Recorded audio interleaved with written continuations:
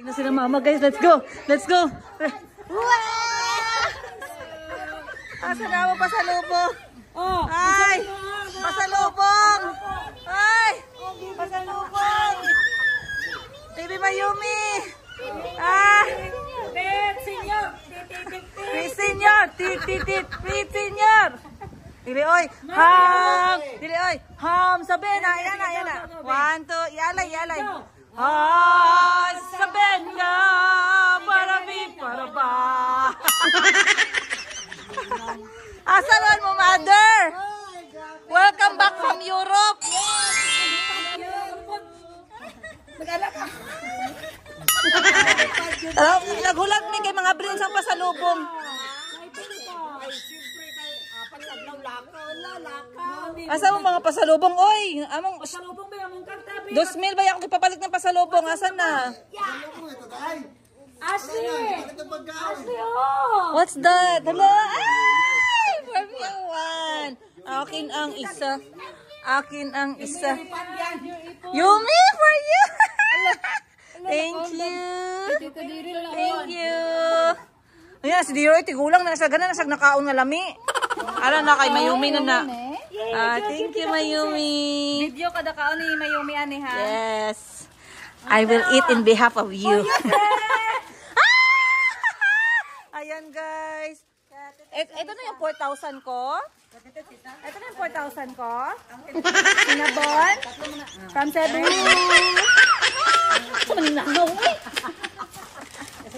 Langaw pa ko ba? Wow, Ningning. Ayan na guys, ang mama ko guys. Welcome back. Happy birthday.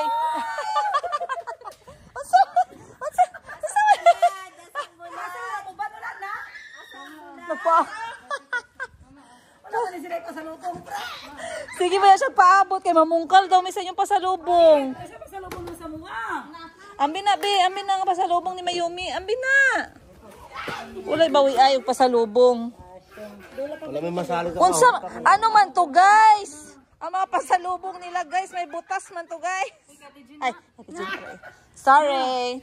Mari daw mo titi sa bibiron. Ano pre? Yo kabalo.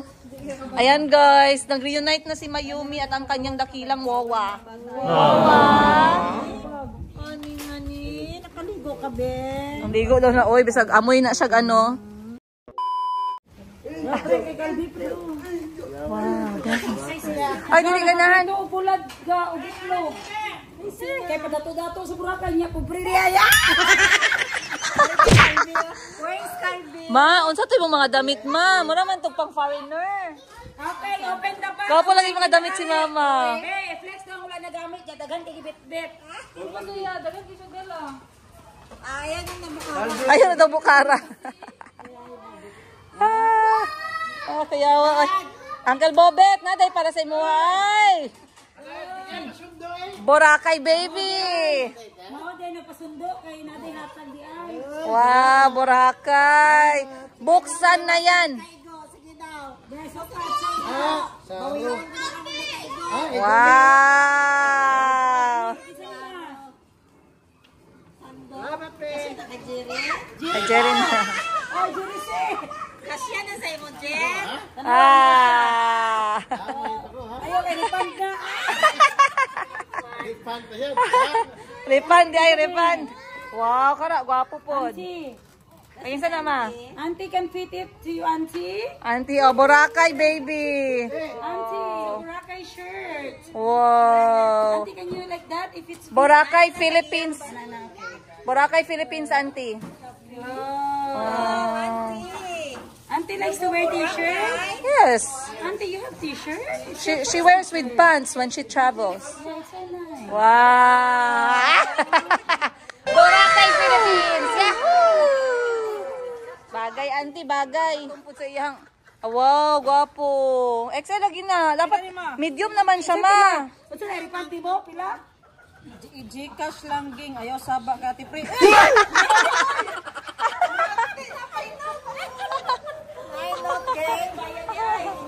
Ayaw saba, gibasa hinoon. XL, medium naman ko na siya. Ikaw na, kung sa'y dalaluoy po sa amo ang African, Asian, Filipino. this is for Galbi. Wow! There in our house. We go home You say later, thank you okay? properly, Say thank you properly first. Thank you, Lola. Okay, welcome. That is for C. Tikman natin yung torotot from Cebu. Habot lang. Buya na guys. Ano yung gikan sa Boracay guys? Ito, magikan sa Boracay. Itlog at bulag lang. Sapat na. Parang mga parin nila sa Boracay, oh. Mas masaya pa kami nito guys. Sa buffet doon. Gutom na gutom daw sila, guys. Hindi sila masaya sa pangmayaman na pagkain. Mas gusto nila yung tuyo tsaka itlog. Wala pa rin tatalo sa bulad. Bakit torotot ang tawag dito? Kasi parang turotot siya.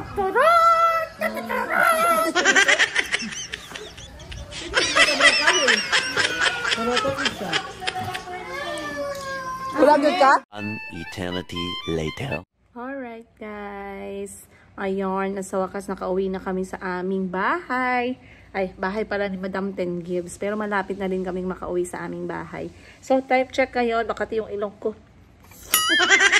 Time check natin ngayon ay 9:30 ng gabi at umakyat na ang mga bata sa taas. Dahil alam ko madami silang pagod at ngayon ay sobra yung laro nila kasama yung mga pinsan nila na si Ate Ashley, si Ate Ashley, si Jericho at si Moningning. At nakita naman ninyo, sobrang busy kami ngayong Sunday dahil nagbalikan na nga yung nagsiuwian na yung aking mga kapatid at si Mama galing sa kanyang birthday bash break from Cebu at Boracay. Sana all nakapag-Boracay na, guys. So ako dito ngayon ay, ayan, nagbumuni-muni lang. Pansinin nyo, wala pa din tayong ligo. Bahala na si Batman, At inaantay ko si Mayumi na makatulog. Kaya, ayan. Hindi ko kasi sinasanay si Mayumi, guys, na bit-bit lagi. Kasi, hinahawakan ko lang siya kapag umiiyak or gustong mag-breastfeed. Pero pag wala naman siyang problema, hinahayaan ko lang siya. Para naman hindi siya masanay na laging karga. So, ano nga ba yung kanilang mga pasalubong sa akin? So, natawa ako dahil, okay, si Madam Ten Gibbs, pinakita ko sa inyo yung mga bigay niya. Pakita ko rin sa inyo yung mga bigay sa akin ng kapatid ko. Ayan. Actually, guys, parang napilitan pa sila sa binigay nila sa akin. Pero, masaya naman ako at talagang nag-enjoy sila ng bongga. So, ito ay ang best ng Cebu. Ayan, binilan ako ng kapatid ko ng Cheese Factory. Masarap daw to Tikman natin. Milk. Tokyo Milk Cheese Factory. Alam naman nating lahat na pagaling sa Japan yan. Hindi yan papalpak. So, tikman natin. Dahil naglalaway na naman ako dito. Ayan na naman, guys. Ang dami na naman. So, tikman natin to. Nainis pa nga ako ng konti, guys, kasi binigay na sa akin, babawiin pa yung kalahati. Kaisa lang daw binigay niya. Ay, hindi ko talaga ibigay, guys. Kasalubong yan, bawiin mo pa. So, ito nga at isang box lang yung napunta sa akin. Pero dahil masarap daw talaga to, so tikman natin. So, ganyan ang kanyang itsura. Pag nakita nyo to, guys, itry nyo na din. So, basically, para siyang biskuit. Ayan. Para siyang biskuit na milky sa labas. And then sa loob niya parang mayroong cheese.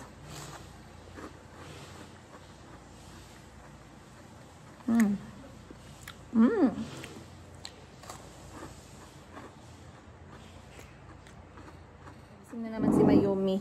Ang isa pa na pasalubong nila sa atin ay etong cinnabon. So, tinapay siya na merong napakasarap na frosting. I heard about this one before. So, before, hindi ko siya masyadong na-enjoy yung binigay sa akin to. Pero this time around, i-enjoy natin. Tikman natin at kung masarap ba talaga. Pero, itong Tokyo Milk Cheese ay masarap. I love it. Pasok siya sa panlasa ko. Gusto ko kasi halo siya ng matamis at saka maalat. Parang cream cheese yung lasa niya. So, nakakalungkot lang na isang box lang tayo dito or 10 piraso. Hindi ko alam bakit hindi nag-message yung kapatid ko para sana nakapagpabili tayo kahit 2 or 3 box. Minsan lang tayo makatikim ng ganito, guys, Ang sarap Kung sino yung mga nanonood ng video natin na to at nakatira kayo malapit dito, pabili naman Ang next natin ay itong cinnabon Like I showed you guys, napapalunok na ako sa laway ko ha, in fairness. At nagpapadede ako kay Mayumi. So mag-double ano tayo, multitasking. Ano ba yan? Makatape naman ang tinapay. Parang ayaw naman pabuksan.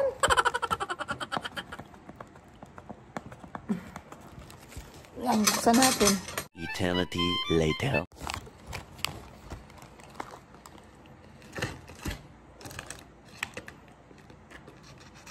So basically, eto pala siya. Para siyang ensaymada na merong frosting sa taas at merong halong, I believe, cinnamon. Kaya siguro siya tinawag ng cinnabon. Akala ko kasi tinapay na may sabon. Uy, sarap ng kanyang lasa. Ayan. Tikman natin, Mayumi. Tikman natin together, guys.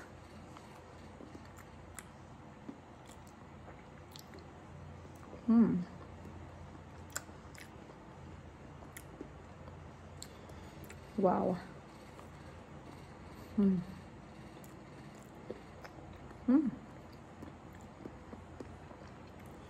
Masarap nga talaga. Very good.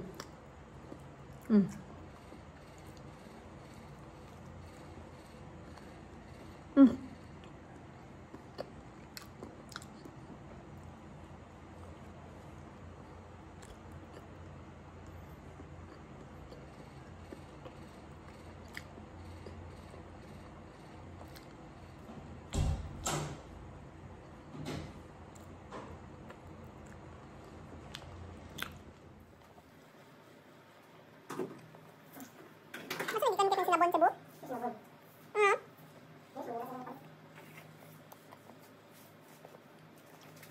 Manila? Sa airport?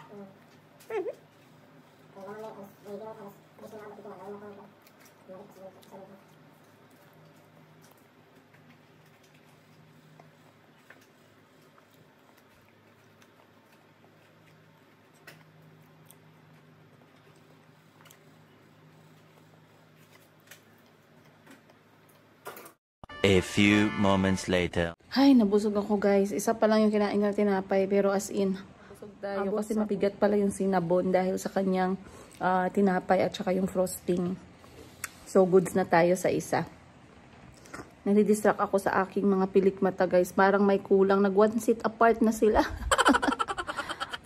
Ganun lang pala katagal ang ano natin. 250 pesos. Ayan. He loves me. He loves me not.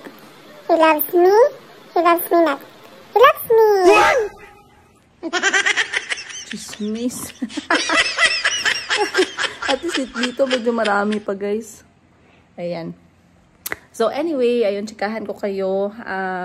Dahil hindi nga tayo nakasama, ako hihingi na lang ng video sa kanila para makita naman natin kung anong pinanggagawa nila sa Cebu at saka sa Boracay.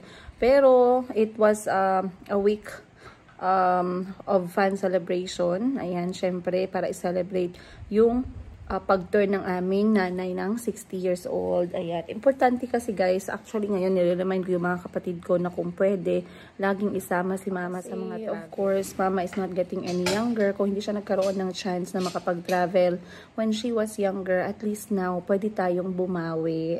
Lalong-lalo na ngayon guys, kasi imagine nyo nung, I'm not saying this negatively, pero like I always share with you guys, the COVID pandemic really gave us a wider perspective of a person's life.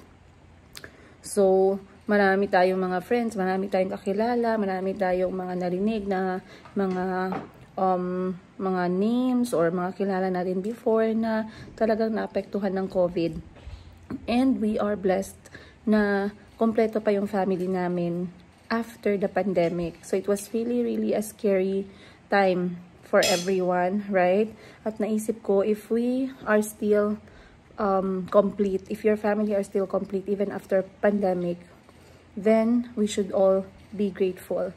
Kasi during that time, parang ang hirap isipin na you will survive dahil nga dun sa mga grabe na umabot na sa grabe yung mga cases. And right now, knowing that our mom has reached 60th, ayan, syempre sobra kaming happy and grateful. Kaya kapag may mga alis or may mga travel, talagang mas maganda na isinasama namin si mama.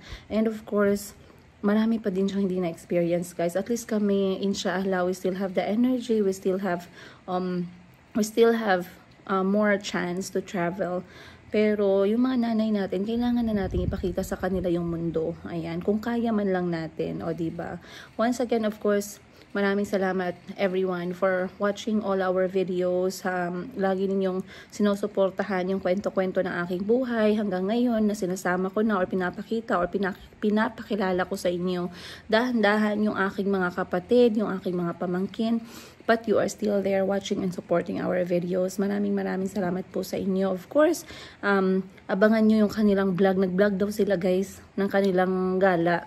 So, si Madam Ten Gibbs nag-vlog din siya. Pero gusto niya, dito ko i-upload sa akin dahil para mapanood niya ang kanyang mga galaw. Niyo po yung ating mga susunod na uploads dahil doon ko i-share ang kanilang vlogadag kasama si Madam Ten Gibbs at ibang videos kasama yung mga kapatid ko at si Mama sa kanilang 4 days or 5 days na getaway. Ayan, i-share ko sa inyo. Tingnan natin kung ano yung mga ginawa nila.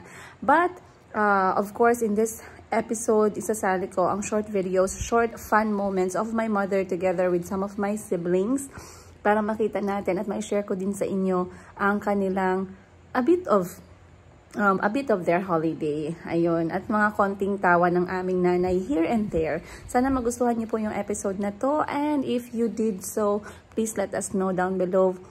Please let us know down below. Mag-share naman kayo ng inyong thoughts, ideas, and messages sa mga realization nyo sa buhay after pandemic and how you are of your family. Ayun, maraming salamat once again, you guys. Of course, I'll see you in the next episode.